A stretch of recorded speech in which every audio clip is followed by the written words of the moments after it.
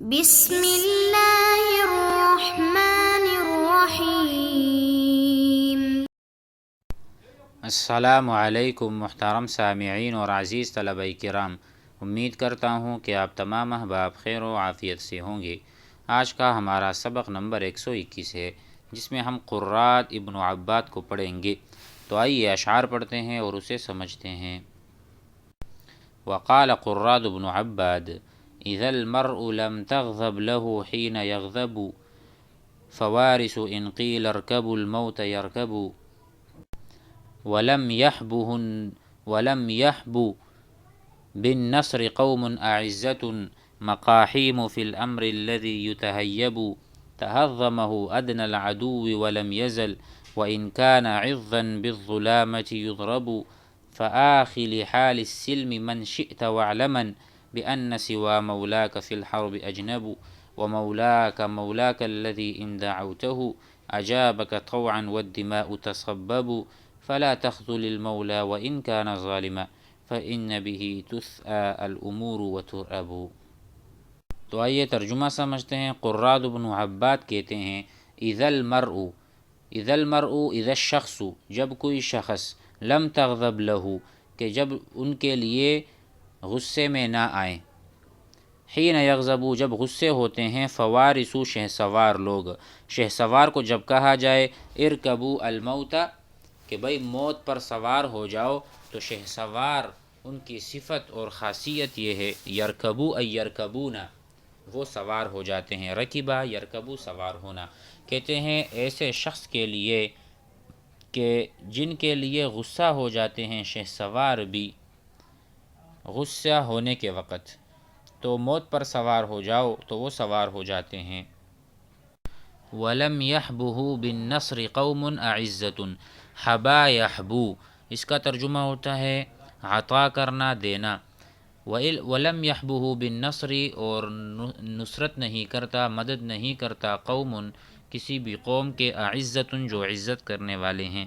کہتے ہیں اور ایسی قوم اس کی مدد نہ کرے جو غالب اور ہیبت ناک معاملے میں گھسنے والی ہو، تو کیا ہوگا آگے اس کا جو جزا ہے اور جو وہ آئے گا۔ مقاحیم فی الامر لم یتہیب الذی یتہیب، تو اس اشعار میں یہ بتانا چاہ رہے ہیں اگر اس کو غصہ دلانے سے ان کو غصہ نہ آئے، اور جب ان کی نصرت کی جائے یا جب ان کو عطا کیا جائے، قوم اعزت، مقاحیم جمع مقحام ہے، جس کا ترجمہ ہوتا ہے شدائد میں بے خطر کود پڑنے والا، یہ قاحم کا اسم مبالغہ ہے۔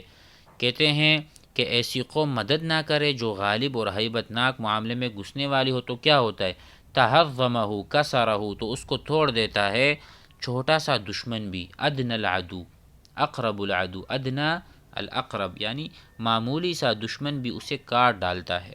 تو اسی لیے ہونا چاہیے کہ اپنی قوم سے مدد بھی لی جائے، اور خود بھی جب اس سے کہا جائے کہ بھئی لڑو اور موت پر سوار ہو جاؤ، تو وہ تیار ہو جاتے ہیں۔ وَلَمْ يَزَلْ وَإِنْ كَانَ عِظًّا بِالظُّلَامَةِ يُضْرَبُ، کہتے ہیں اور وہ ظلم کے ساتھ ہمیشہ مار کھاتے رہتا ہے، اگر وہ نرمی دکھائی کبھی بھی تو چھوٹا دشمن بھی ہڑپ کر لے گا اور کھا لے گا، اگرچہ وہ شدید، قوی، تند مزاج ہو، پھر بھی اس کو اچک لے گا۔ تہضمہ کسرہ، توڑ دے گا اس آدمی کو۔ تو اس لیے غصہ جب آنا چاہیے جب غصے کا وقت ہو، یہ ضروری ہے، وگرنہ ہر کوئی آ کر اپنا حق تو لے گا اور ظلم بھی کرے گا۔ فآخ لحال السلم من شئت واعلما، تو کہتے ہیں چنانچہ صلح کے زمانے میں جس سے چاہے بھائی چارہ قائم کر لے۔ فآخی، آخا یؤاخی، مؤاخات، جو انصار اور مہاجرین کے درمیان، تو یہ فعل ہے فآخی، تو آپ مؤاخات کریں، بھائی چارہ کریں، لحال السلم، السلم الصلح، صلح کی حالت میں، امن کی حالت میں، جس سے چاہے دوستی کا ہاتھ بڑھا دو۔ وَاعْلَمًا، اور جان لو، بِأَنَّ سِوَى مَوْلَاكَ فِي الْحَرْبِ أَجْنَبُ، یہ جان لو کہ رشتہ داروں کے سوا جنگ میں تمام لوگ اجنبی ہوتے ہیں۔ سوا مولا کا ابن العم، چچا زاد بھائی وغیرہ، یہ اپنے ہوتے ہیں، باقی سارے اجنبی ہوتے ہیں، کوئی کسی پر رحم نہیں کا تھا۔ وَمَوْلَاكَ مَوْلَاكَ الَّذِي إِن دَعَوْتَهُ، اور آپ کا رشتہ دار وہ شخص ہے جس کو جب آپ پکاریں گے تو وہ بخوشی آپ کی دعوت قبول کرے۔ مولا کا یعنی رشتہ دار کسے کہتے ہیں؟ رشتہ دار ہر وہ آدمی رشتہ دار ہے جسے آپ دعوت دیں تو وہ دعوت قبول کرے۔ اجابہ کا اجابہ، اذا دعوتہ اجابہ، ٹھیک ہے، اجابہ معنی لبیک کہنے والے۔ طوعا منشت میں یعنی اچھی حالت میں، والدماء تصببوا، ایسے وقت میں کہ جب خون گرایا جاتا ہو اور قتل ہو رہا ہو۔ الدماء، دماء جمع دم، دم کہتے ہیں خون کو۔ تتصبب، تنسکب، تسقط، تجری، تسیل، یہ سارے اس کے مترادفات ہیں کہ ایسی حالت میں جب خون بہہ رہا ہو تب بھی وہ آ کر آپ کی مدد کرے گا، کبھی پہلو تہی نہیں کرے گا، آپ کے ساتھ کھڑا رہے گا۔ فلا تخذل المولا وان كان ظالما، لا تترک، لا تخذل بمعنی عدم النصرہ، لا تخذل کے معنی خذلان کے ہیں، یعنی آپ اس کی مدد کبھی نہ چھوڑیں، اس کے ساتھ رہیں، اسے کبھی بھی نہ چھوڑیں۔ چنانچہ تو اپنے رشتہ داروں کا ساتھ نہ چھوڑ اگرچہ وہ ظالم ہو۔ وَإِن كَانَ ظَالِمًا فَإِنَّ بِهِ تُسْأَلْ الْأُمُورُ وَتُرْأَبُ، کیونکہ انہی کی وجہ سے کام بگاڑے اور سنوارے جاتے ہیں۔ تُسْأَ الْأُمُورُ ای تفسد، فاسد ہو جاتے ہیں، الامور کام، وترأب ای تصلح، وکذالک تصلح، کہ وہ صلاح کی طرف اور اچھائی کی طرف بھی آ جاتے ہیں۔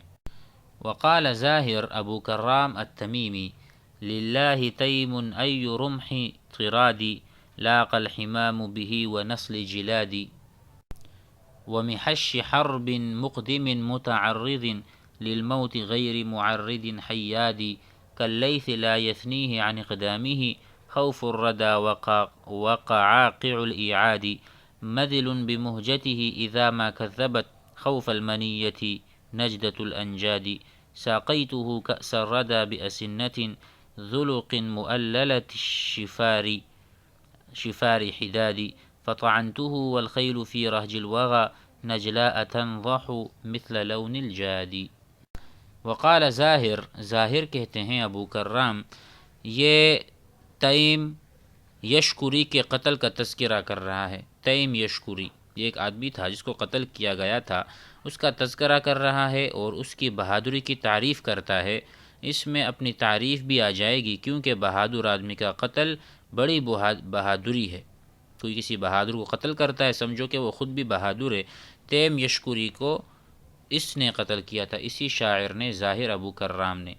للہ تیم ای رمح طرادی، اللہ ہی کے لیے تیم ہے، تو یہ تعجب کر رہا ہے، للہ تیم، کہ اللہ ہی کے لیے تیم ہے، کیا تعجب ہے، جب کہ اس کے ساتھ موت نے ملاقات کی۔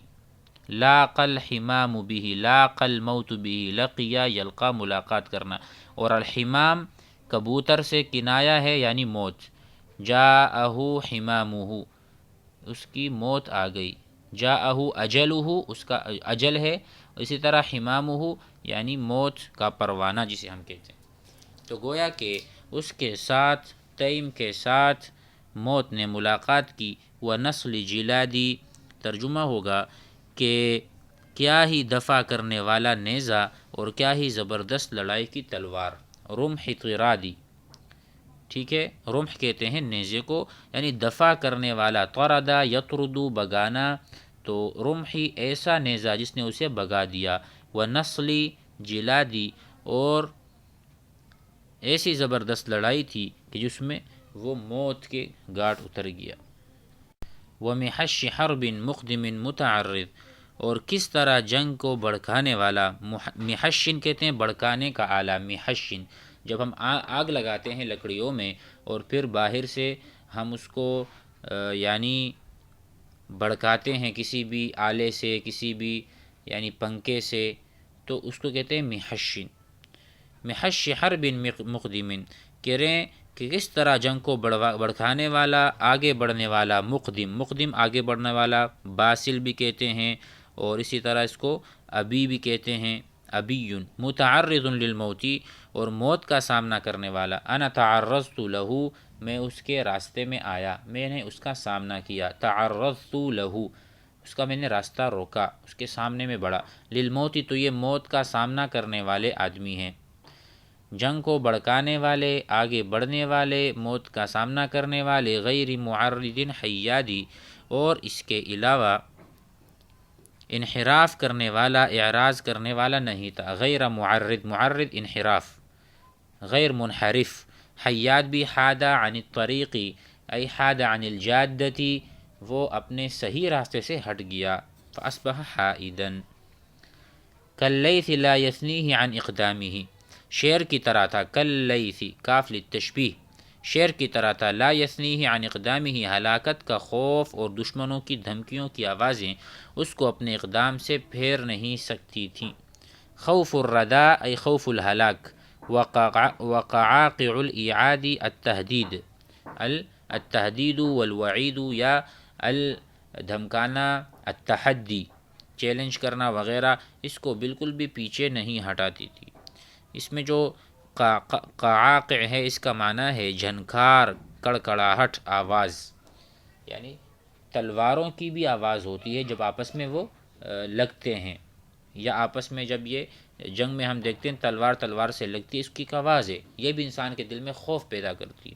تو ہلاکت کا خوف بھی اس کو پیچھے نہیں ہٹاتا، اور اسی طرح تلواروں کی آوازیں بھی۔ مذل بمہجتہ اذا ما کذبت، کہتے ہیں مذل، خرچ کرنے والا، مذل، یا آپ کہہ سکتے ہیں مذل، خرچ کرنے والا، بمہجتہ، بنفسہ، اپنے آپ کو، اپنے آپ کی، اپنی جان کی قربانی دینے والا، اذا ما کذبت خوف المنیتی، جب موت کے خوف سے قوی لوگوں کی قوت خیانت کر جاتی ہے۔ خوف المنیتی نجدۃ الانجادی، نجدہ قوت الانجاد، جب قوی اور پتھر دل یعنی بڑے دل والے لوگ بھی گھبرا جاتے ہیں، اس وقت یہ نہیں ڈرتا بلکہ اپنے نفس کا نذرانہ پیش کرتا ہوا یہ نظر آتا ہے۔ نجدہ کہتے ہیں بچانے والے لوگوں کو، اور ظاہر ہے جو بچاتا ہے وہ طاقتور اور قوی ہوتا ہے، نجدہ قوہ، ٹھیک ہے۔ ہم جب کہتے ہیں عربی میں کہ مجھے بچاؤ، ہم کہتے ہیں النجدہ، مجھے بچاؤ، او انقذونی۔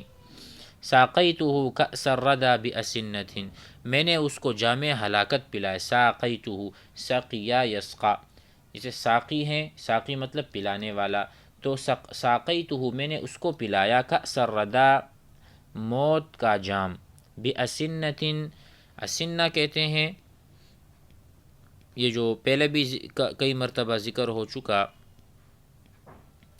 اسنہ، جو تیر وغیرہ، اس کو اسنہ کہا جاتا ہے، کہ میں نے اس کے ذریعے سے اس پر وار کیا۔ زلوقن، زلوق کا ترجمہ ہے ثقیل، دار، تیز، ثقیل یعنی بہت چمکدار تلوار یا بہت چمکدار نیزوں سے۔ مؤللۃ محددۃ، لوہے والی، الشفاری، جس کی جو دھاریں ہیں بہت تیز تھیں، حداد حدید کو کہتے ہیں۔ میں نے اس کو جام ہلاکت پلایا ایسے نیزے سے جو صیقل، دار، تیز دھار والے، باریک نیزے تھے، اس سے میں نے ان پر حملہ کیا اور اسے قتل کر دیا۔ فطعنتہ والخیل فی رہج الوغی، میں نے اس کو نیزے کا ایسا چوڑا زخم لگایا۔ طعنا یطعن، پہلے بھی کہا تھا کہ جس میں چھری گھونپی جائے اس کو طعن کہتے ہیں۔ فطعنتہ، تو میں نے اس کو طعنا کیا، یعنی اس میں نیزہ مارا۔ والخیل فی رہج الوغی، اس حال میں کہ گھوڑا غبار سے غبار آلود تھا، ایسا چوڑا زخم لگایا جس سے زعفرانی رنگ جیسا خون ٹپک رہا تھا۔ نجلاء، نجلا کہتے ہیں کشادہ، یعنی ایسا میں نے اس کو، فطعنتہ نجلاء، کشادہ زخم اس کا ہو گیا۔ تنضح مثل لون تنضح، نضح ینضح، وہ ٹپک رہا تھا اس میں سے، یا تدفقا، ابل رہا تھا یعنی کہ باہر آ رہا تھا۔ تنضح مثل لون الجادی مثل لون الزعفران، اس کا خون یکدم بہنے لگا تیزی کے ساتھ، ایسے میں نے اس پر وار کیا تھا۔ فَكَأَنَّمَا، گویا کہ، كَانَتْ يَدِي مِنْ حَتْفِهِ، تو کہہ رہے ہیں میں نے گویا کہ میرا ہاتھ اس کی موت کے مقررہ وقت پر تھا۔ كَانَتْ يَدِي، میرا ہاتھ، مِنْ حَتْفِهِ، مِنْ هَلَاكِهِ، بالکل مقرر وقت تھا کہ میرے ہاتھ سے یہ مرے گا۔ لَمَّا انْثَنَيْتُ عَلَى لہو علی میعادی، جب میں اس کی طرف نیزہ لے کر متوجہ ہوا، کیونکہ وہ فوراً ہی مر گیا، میرے ہاتھ سے اس کو موت آنی تھی۔ ان ثنیت ان صرفت، جب میں نے نیزہ اٹھا کر اس کی طرف میں پھیرا، یا میرے اپنا چہرہ پھیرا، یا میں نے وار کرنے کے لیے اس کی طرف میں متوجہ ہوا، تو فوراً وہ مر گیا اور اس پر نیزہ لگا۔ فہوا سقط، ہوا سقط گر گیا وہ۔ ہوا الرجل من الجبل، آدمی پہاڑ سے گرا۔ وجائشها یفور بمزبد، چنانچہ وہ گر پڑا اس حال میں کہ اس نیزے کے زخم کا جوش مارنے والا خون اس کے پیٹ سے جاگ کے ساتھ جوش مار رہا تھا۔ جائش جوش مارنے والا خون۔ یفورو، فارا یفورو، جس طرح چشمے پھوٹتے ہیں اور باہر خون آتا ہے۔ بمزبد زبدہ، یعنی جاگ، جب سمندر کا جو جاگ ہے اس کو ہم زبدہ کہتے ہیں، یعنی یا تو کہہ رہے ہیں یفورو، گویا کہ آگ باہر آ رہی ہے یا خون باہر آ رہا ہے فوارے کی طرح۔ من جوفہ من بطنہ، جوف کہتے ہیں بطن پیٹ کو۔ متتابع الازبادی، ٹھیک ہے، مثبت جاگ کو کہتے ہیں۔ تو ایسا وہ جوش مار رہا تھا جو اس کا خون ہے پے در پے جاگ پیدا کر رہا تھا۔ امید ہے کہ سبق آپ حضرات کو تتابع، جیسے ہم کہتے ہیں نا متتابع متسلسل، متسلسل یعنی تتابع المطر، بارش تتابع کے ساتھ، تواتر کے ساتھ۔ اثبات، تو اثبات جو جاگ ہے وہ تواتر کے ساتھ پیٹ سے نکل رہا تھا، خون کے ساتھ جو جاگ نکلتا ہے۔ امید ہے کہ سبق سمجھ میں آ گیا ہوگا۔